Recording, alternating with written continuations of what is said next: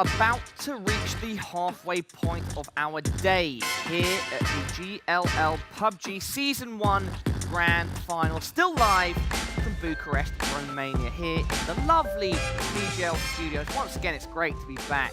I love the city, I really do. Me too. I've spent quite a bit of time here in the last couple of years. I have not. Well, I like the old one. That was... Are you guys destroying the set? I've just said it's lovely to be here, and now we're destroying things. I believe it's just Andy trying to destroy the property. All right, all right. Andy, you used to destroying things like He's on a the savage. stream? Like I've heard you're a bit of a savage. Yeah, well, I like to, you know, I'm a little bit, how do I say it?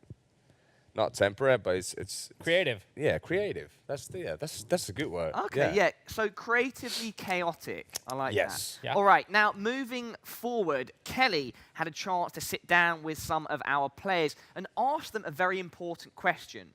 If they were living on the map Erangel, where would you live? I'm not Erangel. entirely sure, and I'd like to find out where our players chose.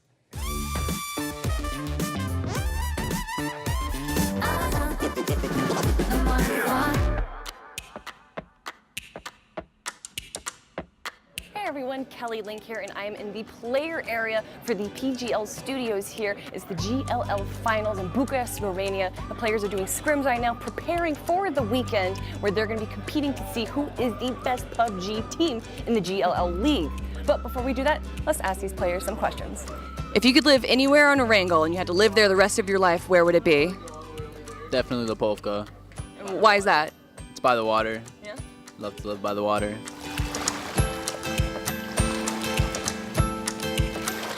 South George, lots of, apartment.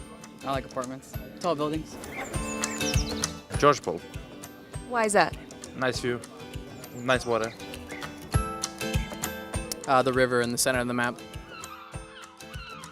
Mill base, of course, Why is that? because that's where we go. Always. I would go somewhere where there's food.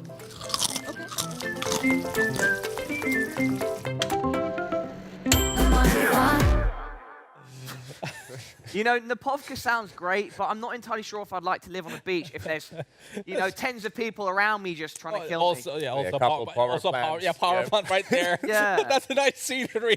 That's Wake up in the morning, you go on the backboard, you have a cup of coffee, and you just enjoy the view of that sea and the power plant. yeah. Notice that you have an extra toe growing Exactly, over the potentially night. get some radiation poisoning. And also there, our final player saying that he'd live in the military base, and he was saying it's to do with where they pick in-game. Like, that's dedication to the cause, right? Yeah, I mean, what else can you say there, right?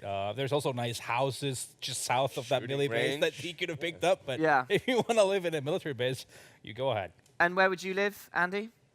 I would definitely live in Pochinki, like in the center of everything.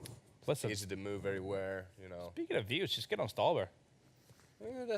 Yeah, but like... Be a bit of a hike to get up, though, but, Natu, before we move into the leaderboards, anywhere comes close to home in Finland that you would pick in Erangel? I mean, I just said Stalber. Oh, sorry, I didn't hear you. I apologize. I literally just said that. I didn't hear. All right, fantastic. Now let's take a look at our leaderboard. Firstly, it will be the one from the match we just saw. It was Crimson that closed it out with 13 kills as well. Cloud9 did fantastically with 15 and also took that 4th place spot. And overall, that means they came second. And Lumbermill, one of our dark horses, currently unsigned, took the 3rd place spot. Yeah, I think what we're going to see here, consistency still is a massive factor. Face cam and RV. Face cam especially, they haven't really, in the later couple games, they've not been in the last 5, right? They've been like... They managed, the Yeah. empty was managed, he managed like that. That's not the first thing to see that Yemty was the last Yeah, guy yeah. alive. Like, he's good at it, to being a solo survivor and just going for that passive mode and actually... Make sure they get the... You know what they say? Yempty, never empty. That's the phrase, right, guys? All right, can we make it a phrase? I came up with it on the spot. Can you get that shirt? the tumbleweed rolling through the studio, yeah. No, but FaZe have been fantastic so far in creating that consistency, and they're still after now 3 maps at the top. What are the crucial elements for this team? For who? FaZe. FaZe itself. FaZe need, like, FaZe... I loved in that FaZe could have had that match as well, but they lost in the rotation 3 players, if I'm not wrong. And I loved that this time the circle was centralized. What's Avenger doing? Oh, is he being a little cheeky coach? You can't be bringing that bias to the commentating booth. Get out of there. I'm kidding. He's probably having a chat, getting some research done for the players because they will be casting later today. Avenger is the guy who always knows where everybody lands. Oh, If you want to know I see. something inside, Avenger is the guy to talk to. Yeah, he no, knows a of lot. course, definitely clued up. Yeah, but I mean, for FaZe, I mean, so far, just the individual skill, their decision making is on point. They don't doubt themselves. Even if there is a spanner in the terms of the circle, they'll still know exactly what they're doing. So obviously the recent tournaments they've been to and having the wins under their belt and consistently being in the top has built out some confidence. So it shows in everything they do. So, Andy, you mentioned earlier in the show that practice right now isn't necessarily very regimented for you guys that are playing professional PUBG, and that you don't really get so much of it. Why is that, first? And do you think there could be a big improvement if there was more regular practice? Well, basically, we have practice, but we might be missing players for certain LAN events, we have Hot Drop now that is coming. Shout out to Hot Drop GG, now, you know, soon becoming FBL of PUBG. But, like, that is something that we enjoy doing now, is that basically we're making the Hot Drop GG's site that's developing basically side by side with Prax that we have. So if we're missing, we don't have enough teams to practice, we go Hot Drop, which means that it will shuffle all the pro players who want to come there, 64 players, it will shuffle and mix up everybody into a different team. And you might not play with your own teammates, but you will still play on the high level of PUBG. Is it also just difficult in general to get like a large group of competitive teams in one spot at a time to do a proper scrim in this sense? Because of course you guys Let's talk in the general sense. You know, would it be easy to maintain having, like, you know, tens of teams at the exact same time to play practice, right? There's Be a lot it of anything. factors, yeah. There's a lot of factors, and sometimes, like, besides we try to basically have practice as many days as we can, but once they're basically the busiest season time, that there's 3 or 4 leagues going on at the same time, that affects a lot. All right. Well, our casters are ready, and it will be their final game for the day. Toby and Moses, it's been great. So why is every hello so awkward, Toby? I feel like it's not awkward. I'm just not letting you get comfortable. That's it. I'm comfortable. Isn't the I'm as comfortable as I've ever been, best practice playing in GLL? I'm just saying. No, I'm just saying. Like, isn't this the best practice, right? Yeah. Yeah. I appreciate the transitions, how janky they may be. Well, guys, you know, is that even a word? Yes. Is janky a word? Yes. Let him make up words. We're here to see inventiveness and ingenuity, right? We're in the early stages of PUBG competitive, and I think Mo's doing a fantastic job of creating phrases out of nowhere. Great. I mean, I'm happy I can speak in gibberish and it be accepted here. Well, I'm a man of gibberish myself, guys. Please do take it away. It's because he's from London. I like the window. I just like being able to see the reaction. Yeah, we have this perfect shot. We got the camera right there. Yeah. They're right I just have to behind stare it. right through it. Yeah. Watch Paulo shake his head It's just in like disgust. Yeah. Yeah. Shout out to everyone who lives in London and can actually speak English. Let's talk about game 4, man. Please, let's. Because as far as the points go, I actually love that most of all. Like I love it when it's a close round. Yes. And while FaZe definitely have a commanding lead, Yep. second to sixth, I believe, has like 12 or 15 points separating them. It's a really, really close contest, and we actually get our plane out right now to watch this contest continue. So we're going almost horizontal with a slight tinge to the north. This is actually, I think, round 2's plane. Yeah, that's a very similar path to one we've seen earlier today. So yeah, talking about the leaderboards, yeah, FaZe is, I think, about 70 points up on second place. So having that small breadth of points between the remaining 5 to 6 teams, I think that's something that kind of speaks to the point setup and how close these teams are getting as far as the competition is concerned. There's no immediate second best team. It's really anybody's game still here in this first day. But we're going to get all the teams are hoping that FaZe are going to channel their inner Knights round 1 and 2 performance, and then drive through the middle of 3 squads and die on a 1-on-3 position. So the Knights, they have had their challenges. I mean, 32 total points. and 3 kills only. Not Hey, something their we've seen. last round was a turn up. Like it was better than. They did have a better. I mean, they still only have 3 total kills. When you're at the bottom, there's only one way to go. That's true. And that's to dig deeper into the planet core. Just keep drilling. But Yep. I mean, the Knights they have a pedigree, at least online, of being a high fragging team that we've seen at least qualify for this particular tournament. But they do have a lot working against them. They have a new player on their team. They have one sit out sick. That erodes your confidence, and confidence is key in any competition. Yeah. And we will see actually an initial battle here happening with the Knights as they take pot shots as at the rotating Crimson. It's Crimson that always try to get up to Kameshki. They love that area all over Stalba. They're one of the few teams that seems to run that. And hello, we are going west. See, the players were talking about the wonderful best places to stay, but really, let's actually go to our real estate agent who is going to give us the greatest price for all the greatest houses, Lothar.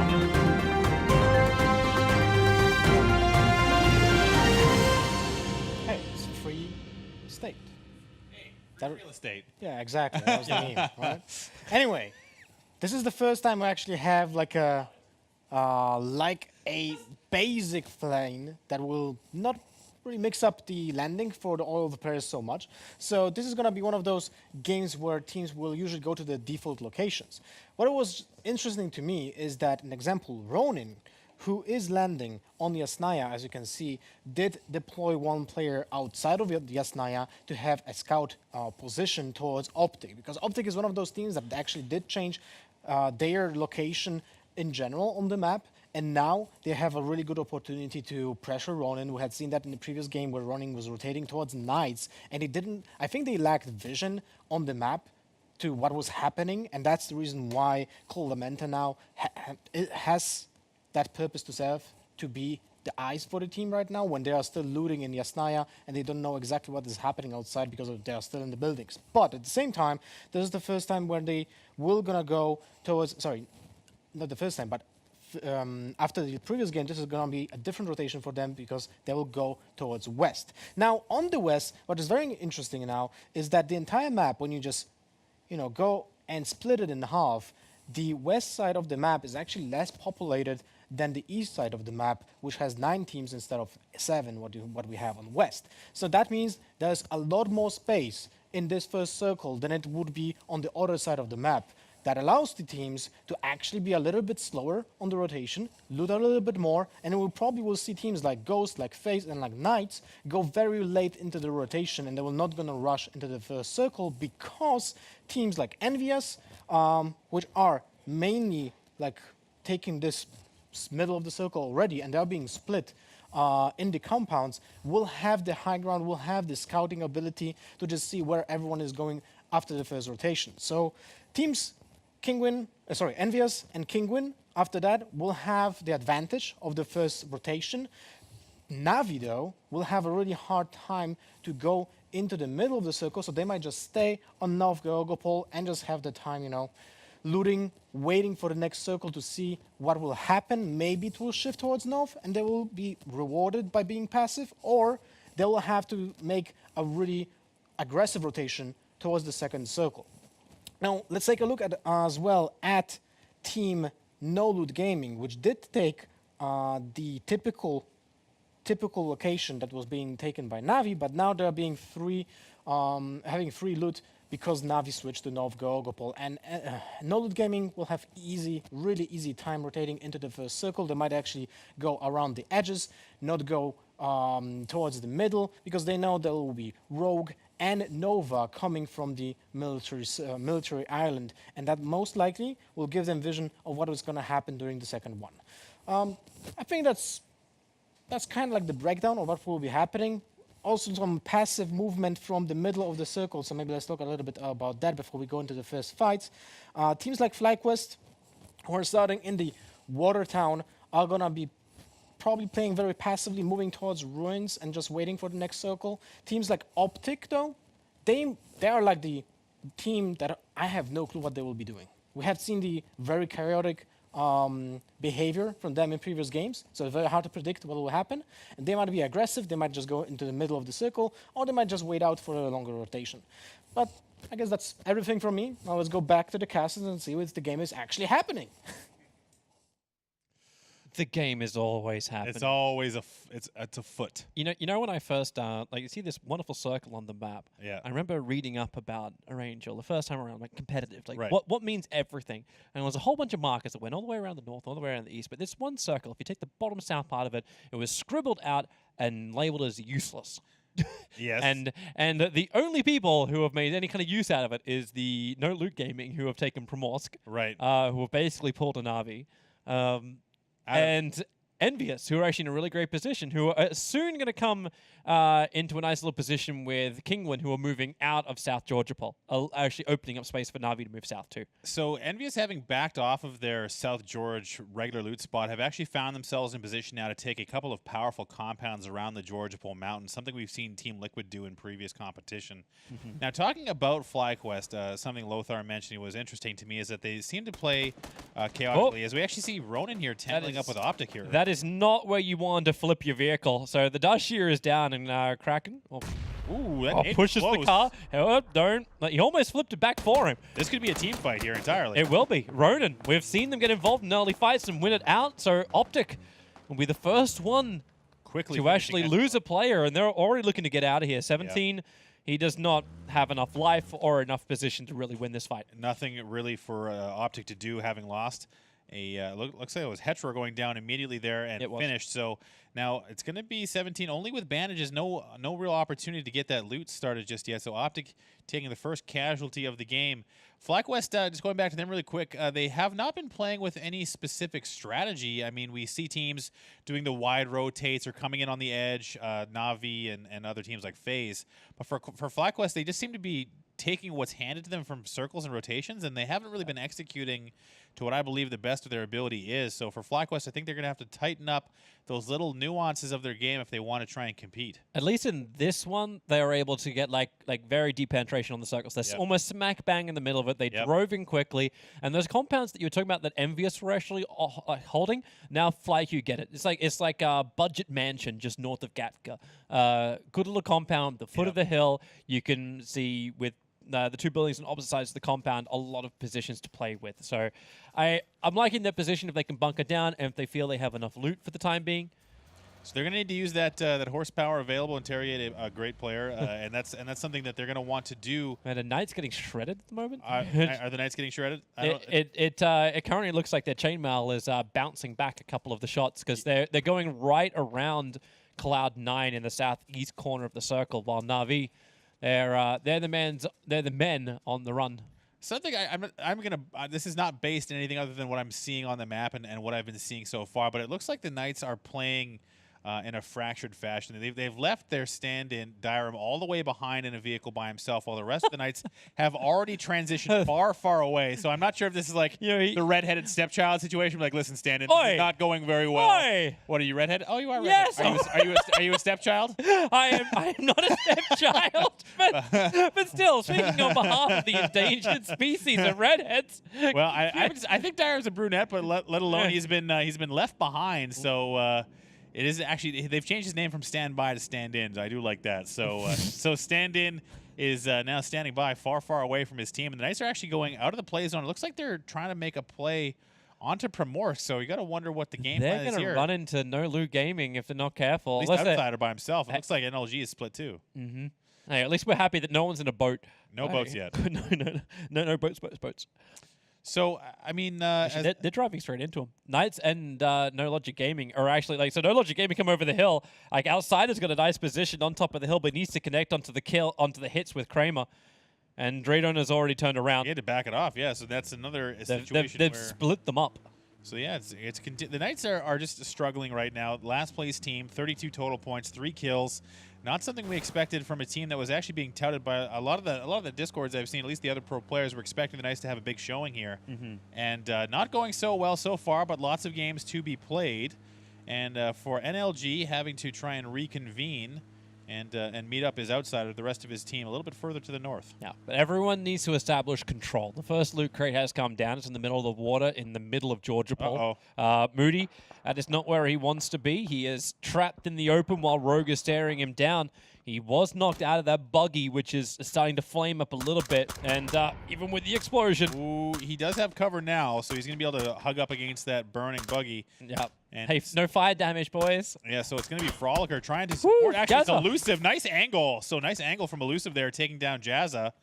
And that's going to provide some relief and maybe try and get some smokes down and get Moody a path back, but he's already very low on health. Froliker's going to have to make that run, but at the moment, Fuff is not turning his attention away. There goes the smoke bounce out. So yeah, Froliker around the back. He'll have to move quickly. Moody has probably got another good 10 seconds on him before he'll go down. I like Elusive's angle here. Oh, he might be able to make that, so that's... Yeah, he's got it. He's got it. Looks like unless they start spamming, I wish they would have stayed a little bit closer to the buggy instead of getting... They maybe worry about another grenade. At this point, they're probably out of range of any kind of like toss grenade. Should be able to get this res, so nice play from Froliker. C9 maintaining that 4 strong. Elusive on the wide angle.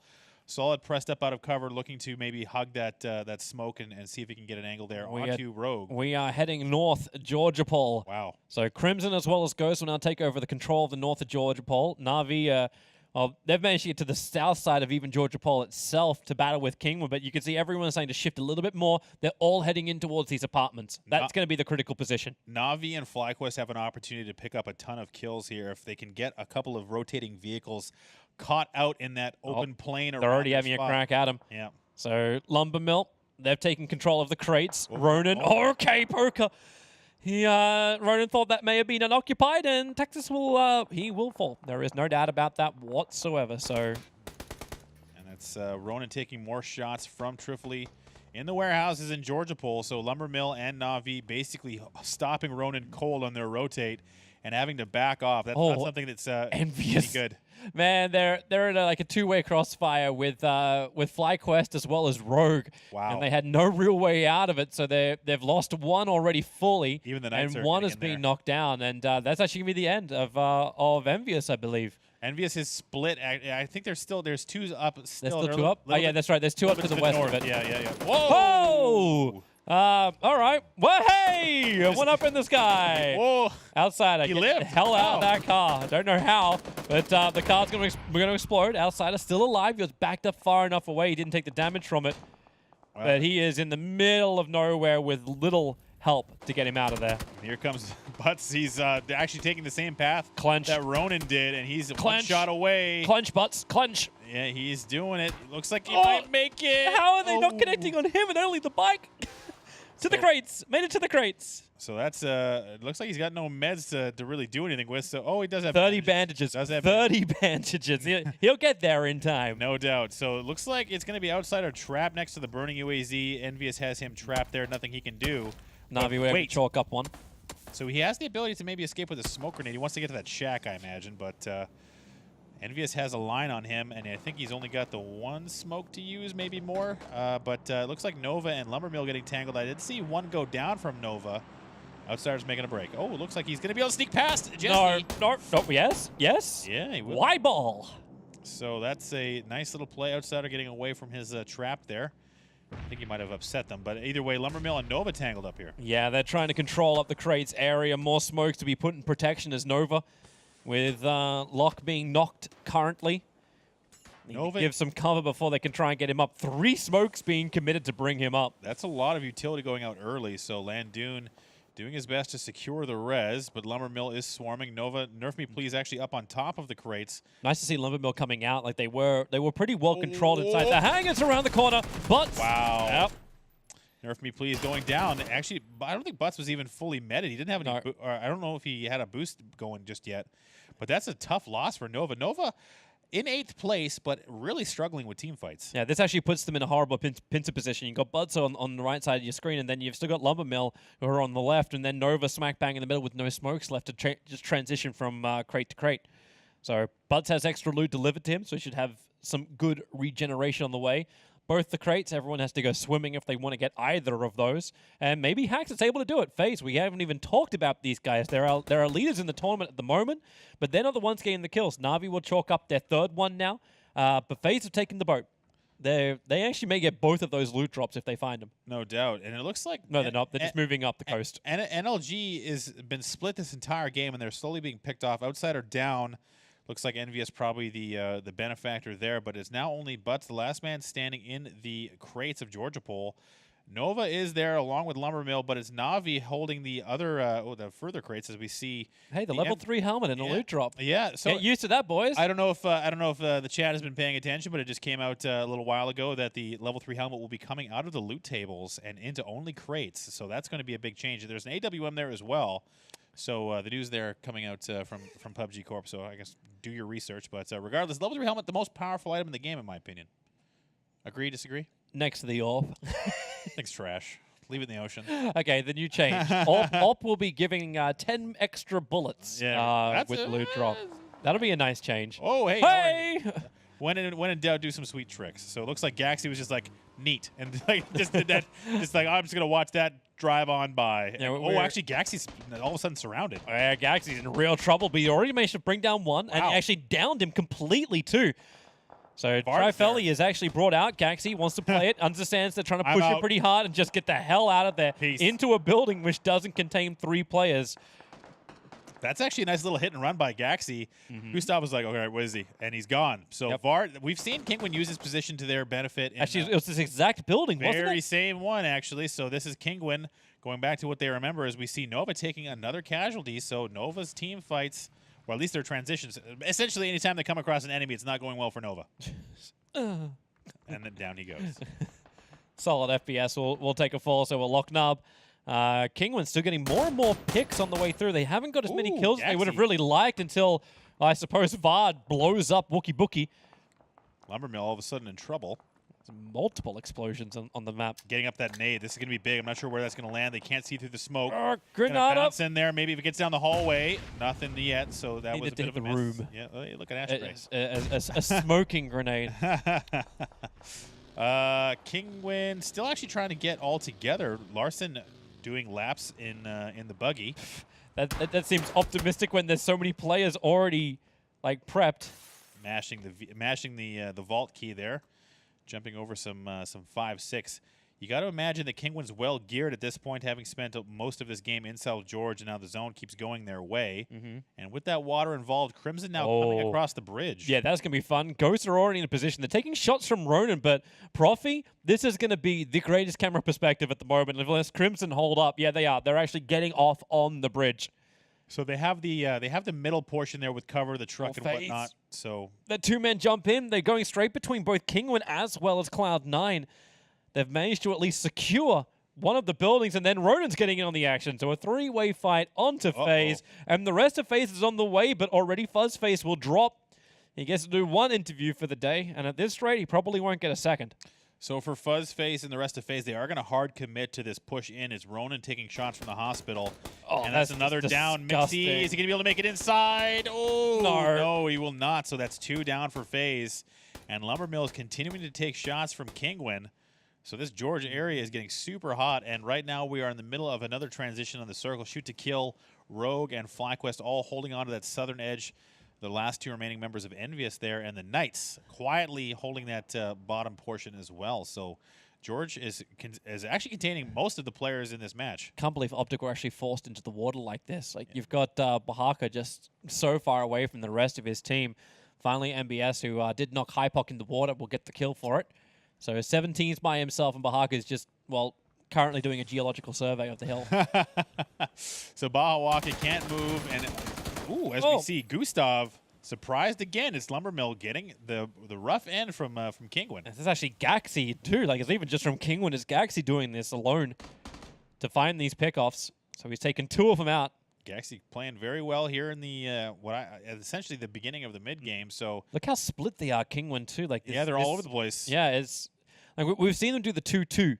But it's always been close enough. But Larson's now on the western side of the circle. But Gaxi, with Miraku's going to go over as well. They're in the greatest position now as the circle splits between both the crates as well as apartments. Crimson are coming in, and Ori McCoy is opening up on that bridge line. Yeah, Profi's going to be ready too. As good luck, Crimson. Oh, they're making the run. There's a little bit of smoke cover for them, and that little bit of smoke cover is actually just enough smoke cover. I don't know if that was actually theirs or not. would have been a long toss. That would have been a long toss indeed. So I'm not sure who that was for, if they managed to push up a little bit. But Crimson given a pass getting into the residential, so that should be good for them. But Ghost is still right there. Profi has the wide angle. The rest of Ghost concentrated in the apartment building, as we see now Kingwin's tucking into FaZe. Yeah.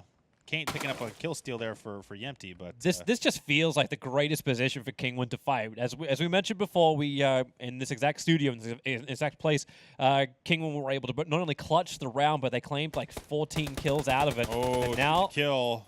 Rogue getting shot to death. Yep. Able to find a couple of picks. I don't know if Adam really tries to. Okay, Adam spins out in the buggy. Wow. The handling on that thing is never that great. Shoot to kill having a rough game, as we see a check shooter actually go down as well. The circle is encroaching.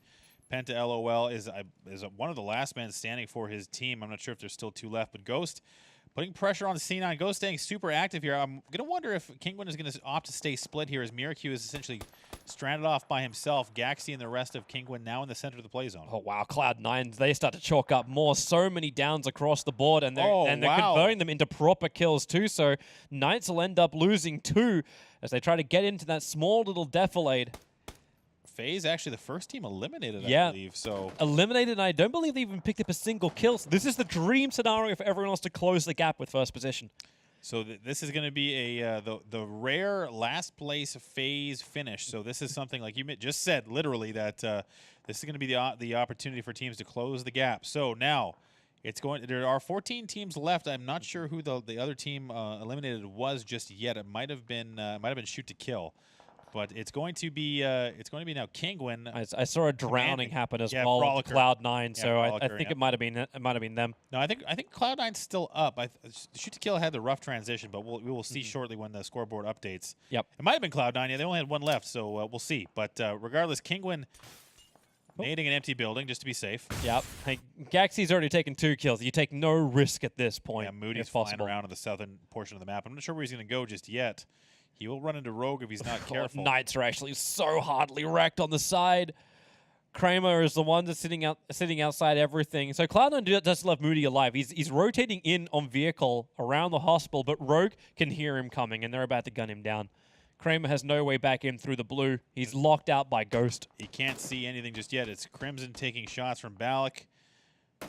Looks like 2 kills already for Ghost, as NBS just can't really do anything as far as escape, and he's got no good spot to hang out. He's at least inside the tower, and the tower's inside the circle. So that's actually, is it? Yeah, it's just inside the circle. Oh yeah, it looks like that's a Ghost player. It's everything on the eastern side of the road is in. Everything on the west is not.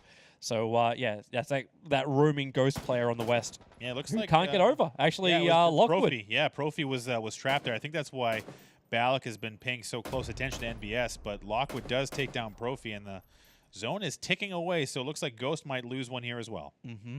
Moody's still alive, so Cloud9 still having their hope. He didn't drive into the middle of Rogue at this never-ending battle. Okay, Ghost will lose Profi, so fully down. Everyone still has to push a little bit further west. Once again, Kingwin, they'll hold the western side of the circle. If they can actually dominate this area, they can take the hill and then go into the Georgopol crates. There's not many places that can contest that movement that are currently inside this circle area. So everyone must push east, apart from FlyQ, Shoot to Kill, as well as NLG, who are still over in the crates. Nova did lose Landoon, and Pokemaldo went down for Navi as well. So I'm really liking Kingwin's position. They needed a good game. Yeah, they really did.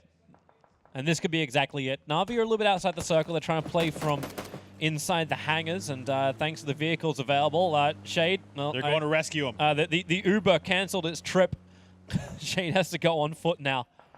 They're going to go save Poka. They are not one to leave a man down, as we see Duck being finished off there by Kingwin. So another kill for them. Kingwin popping off here, as FlyQuest is taking a lot of damage as well. That's Rogue laying into them, and it's Booty actually sneaking in behind. It's the big battle for the south side of the crates that's going on at the moment, and that's where we jump in now with Rogue. SDK as well as NLG still have that Rogue roaming, floating. I gotta stop saying Rogue because we got Rogue in the name. That floating player out on the side. Speaking of Rogue, they actually get a kill. Granada, this could be sweet. That looks really good, actually. Sweet, and bail, Delta split. Ooh, that actually finished off almost nearly, as we see Ewan go down, and now Rogue is the last man, I believe, standing is Yannick there. It's a 2v1 situation with He's Penta. getting a pickup, so at least he can make Butts this still 2-2 again. So it's a 2-2-1-1 in there with that floating like 17 off the player. And there it is, the touchdown. grenade. So goodbye. Kobe was granted. And FlyQ hold the crates for now. So that was a nice nade from Interrogate. Timed it perfectly. Probably recognized that the res was coming out, so Interrogate landing a nice nade. That western side is getting really cramped. Yeah, and that's there's actually no way for Nova to get in. Yeah, it looks like Kingwin is basically holding gatekeeper to everybody right now. Crimson there as well, but there's the attack. So Ronan needs to get in. You said Kingwin, yeah, perfect gatekeeper. Miracu's that float player behind, I so saw they're that. able to actually make sure that no one can just push in with and just keep the attention directly there. And thanks to smoke cover, Miracu can now cut across and get past the fire of Crimson. And I say get past it. Yeah, he does do so. Nice teamwork there. I really like the way Kingwin's positioned themselves. Miracu was essentially walking behind the zone, feeding information to his team. I think they must know that Ronan is there, and Ronan has very little room to maneuver as Kraken goes down. He was on the wrong side of the wall. There's nothing Calder could do about it. Yeah. So now Na'Vi holding on with 3. Did they save Pokemoto? Is he still? Yeah, they did. Yeah, so they did. They got rolled there out in and saved time. him. I like it. And the question is, can they make the big gap across? And they may be able to, because Ronan Kingwin, They're going for the warehouses. like you got that one roaming player as well from Lumber Mill who's involved in this, and you got 4 players from Crimson who will be looking to take the hill that overlooks the crates. Who's going to move first? Who's going to come into shots? Na'Vi already moved. They just got themselves in. Yeah, I was going to say they jumped in the vehicles immediately. They wanted to get to the warehouses, and they did just that. As FlyQuest is now moving around, they have 2 floaters there. They have Kingwin are taking care of Ronan. It looks like so. They have to get him out of here as Crimson start their run, and there it is from Ronan, dropping Galaxy. He's been the killer of all of the Ronan players before. Larson around the side. Calder gets into the shack in time, starts his first aid kit. Larson jumps over. He's going to go for the quick res onto Galaxy, and Calder, after being first aided up, if he jumps over right now, you'd have a chance. Does his reload. He goes for the jump in, but the support is there from Kingwin, and they keep their players alive, but they've still got the problem to the north. It's Crimson converging on their position. So it looks like they did get a knock, and that's going to slow down Crimson a little bit. So the res will come out onto Galaxy. They're going to get him up. 17 still stuck in the water. Looks like he's going to be able to get landfall there, and he's going to make it as we see Kate, the last man standing from Lumber Mill. He's that ace up the sleeve, as he can actually get some good picks. Ooh, Crimson. Mercury gets knocked in front. This is Na'Vi with such a huge angle. Kingwin can't get across the open field, and Crimson may have a little bit of trouble as well as Uber. He sees all. Wow, Kingwin is doing well to fight back, but maybe overextending a little bit. Vard goes down. Down into the dip. Into the dip. I don't know if anyone can really res him. That circle is already adding its pressure. So Crimson. Galaxy's desperately trying to save Vard, I think. Jimbar is going to go down outside. They just ensure the kills, 1 apiece. So Vard is fallen. Galaxy last man. He's got smoke to move across this front line of Crimson. Go but Galaxy. I don't know how he really takes his fight as 1-on-3, and the answer is he doesn't. Lockwood locks him out. And Kane, wait, really? He's outside the circle now.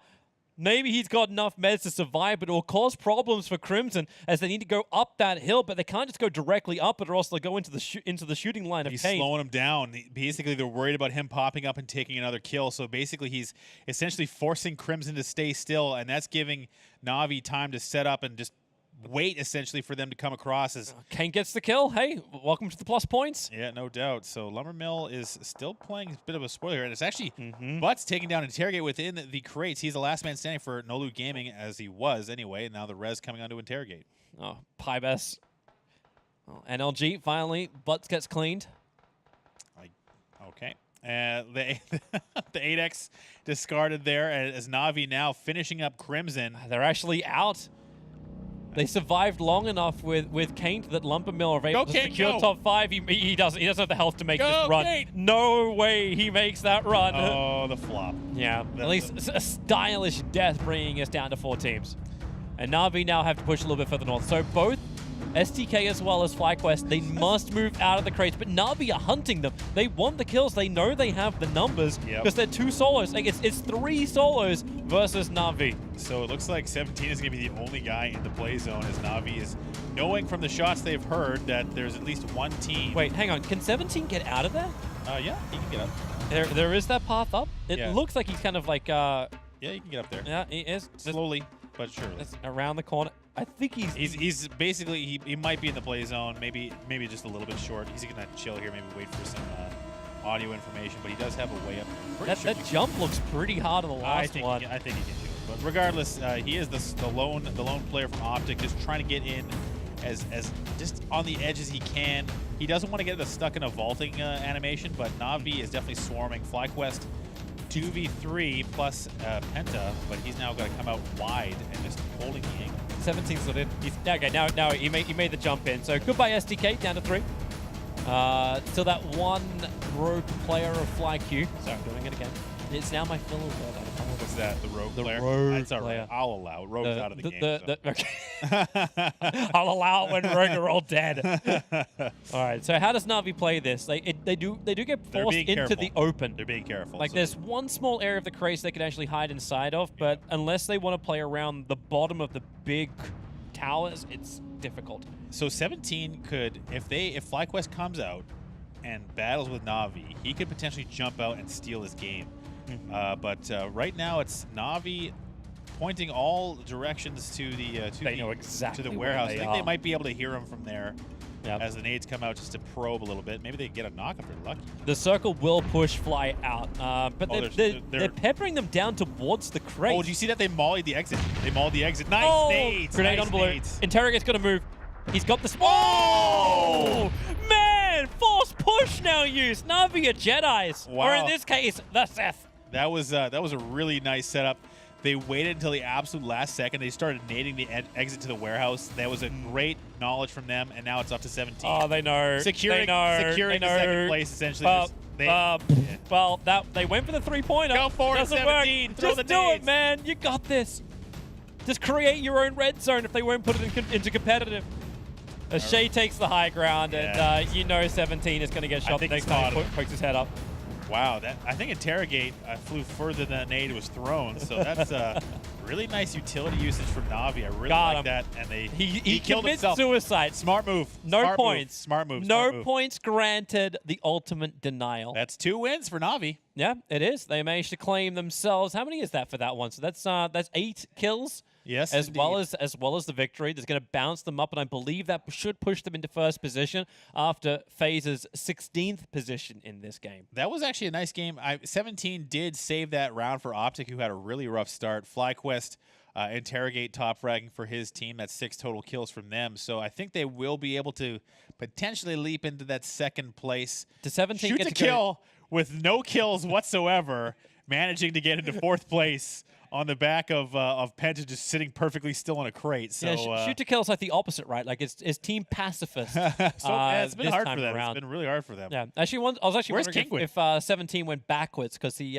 maybe had 1 kill, denies himself, and then you go 0. Yeah, exactly. Because they had 1 kill for Optic only. It's smart. It's smart for those of you at home. I mean, denying those kill points. That could be in the previous tournament.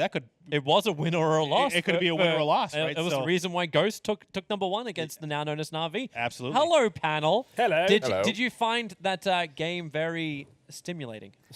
I did. I'm slightly conflicted with the ending. I think it's fantastic that Na'Vi now have taken 2 games in a row, but do you not think that there should be a punishment for suicide? I feel like that's a bit of an exploit in disadvantaging I think people at the last hurdle. negative points would make sense. Yeah. But Like we'll have to ratify this with the Council of Pro Players. Yeah, exactly. Of course. No, I'm just spitballing. It's just an idea. But thank you so much, guys. I'd love to discuss that with you guys in more detail. Like, I feel like if you get to that end stage where Na'Vi have really put on a great performance and they've kind of secured that final moment where they should get an extra 4 points, should that guy be able to just cut himself out of the server? I don't know if that's fair. Well, I don't know. Like, it's your own decision. Depending, of course, how I don't think you can cut yourself out on purpose. It is a smart way to deny points. For example, if you know what team you're facing against, then we're talking about like in some tournaments, it might come up to your position. Someone else might be like a couple kills away, and you would be able to deny kill. So I think this is a smart move. No, I definitely think it was smart considering that it's not in the rules, and of course there can be a possibility of that. But I feel like doing it specifically on purpose to stop the enemy from getting those extra points is I don't know. How do you define though when it's in purpose and when it's not? Yeah, I know it would be a very complex thing to find, but like in a situation like that, it seems very clear. I don't know, Nati. What are your thoughts? No, like I said, I mean, hard to define, right? Yeah. Obviously, I can Discussion, understand right? it. Yeah, I know. It's interesting, obviously, in the fact that an individual player trying to play the edge, trying to snake his way through, try to gain positions, basically, as a lone survivor, and then eventually might end up in a situation where he has no options but to like be basically between a rock and a hard place, and then just use stims and use medkits and first aid and try to survive as long as possible, basically effectively killing yourself. So. I think both sides of the coin have their have their pros and cons. Yeah, we do like to see that mischievous snaking here and there. Unfortunately, that final one wasn't quite Metal Gear Solid, however. Moving on, we have Na'Vi's winning player, Drainus, again with Kelly. That's right, Paula. Drainus joining me once again. 2 wins now. That's got to feel pretty good. Were you expecting to be so ahead at the first half of day number 1? Well, actually, we are in Na'Vi and we always aim for the win, obviously. But you know, it just goes how it goes. We didn't have any like goals except for rank 1, so we are slowly going towards it, and hopefully it's going to work out for us in the upcoming matches as well. Well, you obviously feel pretty confident on Erangel, but tomorrow you're going to be playing 8 games on Miramar. How does your team Na'Vi feel about playing on that map? We feel pretty confident on it, I would say. But, you know, Miramar, first time on LAN ever, so we'll see how it goes. Many great teams, but we'll try our best. Is there a big difference playing at LAN than there is playing online, or do you feel it's the same kind of play style for you? For me personally, it's slightly more complicated because I joined Na'Vi 1 week ago, so I kind of need to get used to the communication, to the rotations, so it might be a bit hard. But overall, I don't know, it's all good. I actually didn't know that you joined Na'Vi only a week ago. Can you talk a little bit about that and the process of it and how it's been so far? I don't know, it's way too complicated, honestly. It's just how it is. Do you enjoy playing with Na'Vi? Absolutely, yes. All right, and I mean, you get a break right now, but you got 4 more games going on. Is there anything you want to say to your teammates maybe that maybe want to keep going for the wins? Well, my teammates did the work, like the 3 people. I'm pretty much just carrying medicine, like transferring cars from the point to point. So, I mean, doing such work. We lost a player early on this game, so me personally. But they managed to win the game like as 3 people, so nothing else to add. What do you do when you lose a player and you only have 3 at the early part of the game? What do you do to compensate for that? Pretty much, we just stayed together, because we kind of split up as 3 people. That's pretty much what they did, and it worked out great. But you know, losing a player early on like that, it's outstanding that they managed to win. I'm really proud of them. And you should be. Congratulations. And I'm going to let you go back to your team, guys. Don't go anywhere because we're going to the analysts. Natu, we mentioned this before, I'm not sure if it was on air or off air, but about roles in PUBG. And of course, teamwork is super important. And we see in other esports that there are specific roles for types of players, right? And we thought maybe in PUBG that hasn't really developed yet. Maybe Andy can tell me if that's wrong, but Drainus there is saying that he is almost like a support player. He's carrying items, he's moving vehicles around. And so do you think that that's quite fascinating in a way? Yeah, I mean, you can think of it this way, you know, if he's just gonna use his backpack basically full of nades, meds, smoke grenades, all that kind of stuff, and driving cars. The other chauffeur. If you have 3 other guys that are just insanely good, I mean, I get it. Effectively, it could work, I guess, but I'd still think we all have our good and bad days. Yeah. So I mean, in this kind of game, I would still think, you know, everyone needs to be at a certain level in terms of skill for you to be successful. Andy, what do you think? Is Drainus being humble, or is there some element of truth in the fact? He's being humble. Okay. 100%. Drainus is a really good player, but he was like talking that the way that he can trust his teammates, and they played well. When the circle actually shifts towards the containers they had, and they saw the best position there, basically the big warehouses. Yeah. That was then they utilized that spot the best way they can together. Yeah, I felt like once they were going to that South George area, first of all, They took over there's 2 houses next to the 3 warehouses in south of George. They first took over that, so they never committed to the actual city, which could be the good choice if the circle actually happens to go that way.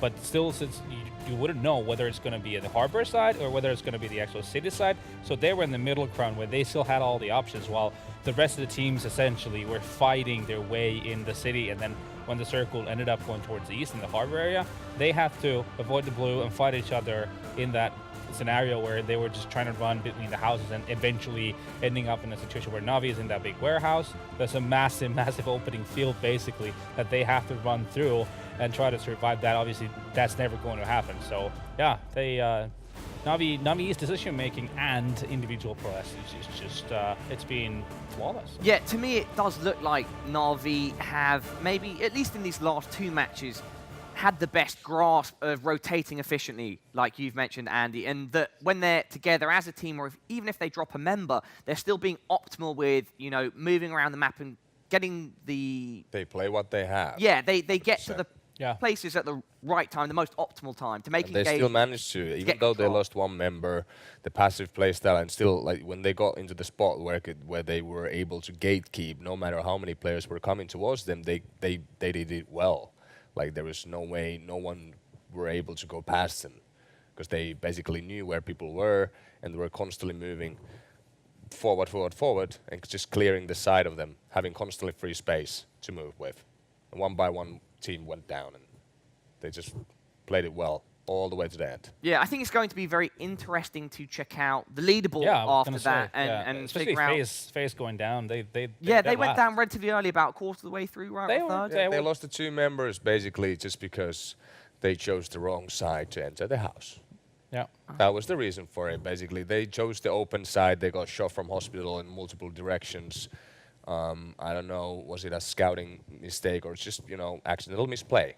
But I spoke with the FaZe guys and they said that just happened. They lost 2 guys on the rotation, which was harmful. And after that, when they don't have cars anymore and the cars were not even safe, it was tough to rotate because basically they had no cover to rotate from. Everybody was gatekeeping them there.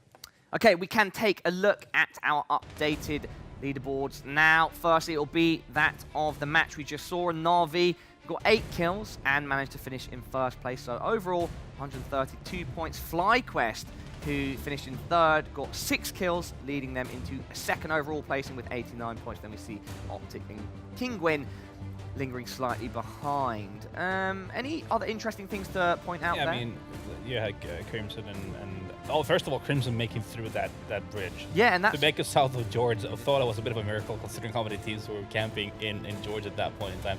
Somehow there was a couple of smokes, I'm not sure who threw the smokes, which then opened up the possibility for them to steer towards the Harry Potter and the apartment buildings on their left side to get into that mix. But those were the teams that were in the high kill counts as well because they were in George and there was a lot of action going on there. Well, after those 2 wins, Na'Vi has rocketed to the top, representing for the CIS with 339 points, and FaZe Clan still in 2nd. So they're FaZe Clan had like 270 points, I think, on the last before this match started. So now at the moment, there's at least 5 teams who are catching up to FaZe. Yeah, well, between 2 and 6, right? Between FaZe and Rogue, I mean, even from 1st to 6, like this can go any way depending on where people are finishing in these next matches. Exactly. Right? Yeah, now for Na'Vi, the consistency is going to be key from here on out. You know, they've done the hard grind of winning a couple. Exactly, and now if Na'Vi just keeps on going to the consistent mode all the time and even gets the wins, which is 100% possible. Right now, it looks like it. Yeah. They will fly up, and there might be some teams that will not be able to catch them up, even though because they're good players, and there might be people who cannot catch them up even tomorrow anymore. Basically, they're doing at the moment the first 4 games being treating them really well. Yeah, they had 1 game that wasn't as good, and then 3 games that they were obviously winning 2, and then the 3rd one as well they went far into it. So they're looking good. All right, well, thank you very much, my friends, for your input as always. Now, guys, we're halfway through the day. We still have 4 more matches to go of the 8. And we're taking, of course, now a break, but it will be slightly longer since we're in the middle. It's going to be about 55 minutes. We'll be back at 5:45 p.m. Make sure you return. Everything is still in contention. There's going to be some awesome action that you do not want to miss.